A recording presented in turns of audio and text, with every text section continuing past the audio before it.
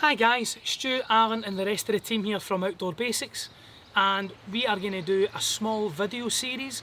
I think it's going to be 6 parts in the end on Dave Canterbury's 5C's.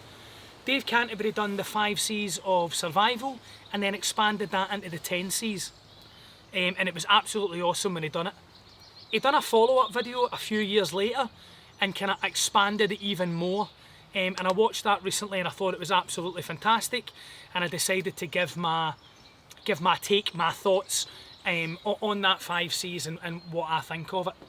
So the 5C's that we're going to cover are cutting tool, cover, combustion, container and cordage. Ronan, it's alright Ronan. You better stay with me, mate. So this is Ronan. Ronan has been sniffing about here all day and I don't know what it is that he smells. I can't work it out, but he's just wanting some attention. Right, anyway, ignore the dog. So, the first thing I'm going to cover is cutting tool. In his follow-on video, Dave Canterbury says, don't think of it, I'm paraphrasing, don't think of it so much as an item, think of it as a heading. And for me that was absolutely fantastic, because if you're using the 5C's and the 10C's to build a good solid kit for getting into the woods or out into the field with, taking one tool doesn't work for me, that one tool option mentality. I'm not a fan of it. Having a heading of cutting tools, what cutting tools am I likely to use on this trip, is far better. So for me, what cutting tools have I been primarily using recently? Out bushcrafting, building our camp and just having general days in the woods. For me, what I've been using is my Garberg. So in cutting tools, I would suggest the first thing that you should think of in a bushcraft scenario or a survival scenario is a full tang knife. So I went for the Garberg carbon full tang knife, fantastic.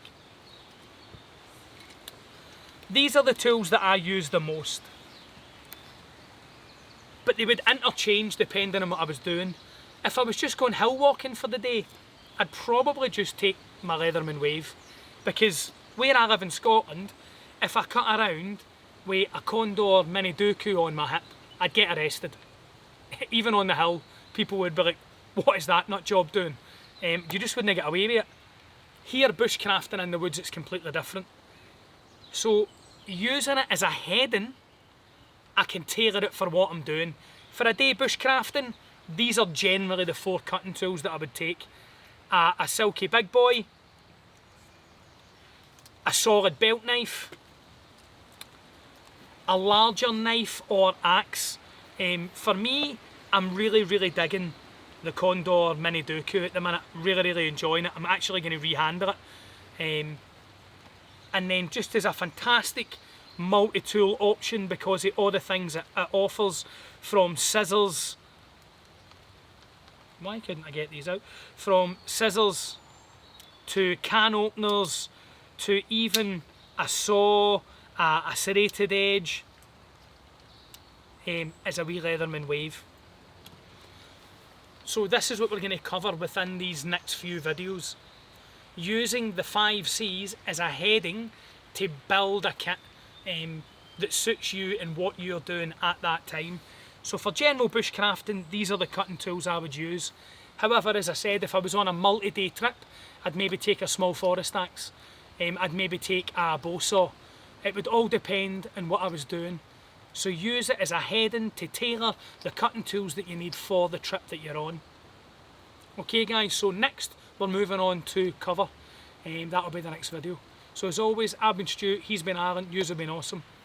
See you next video.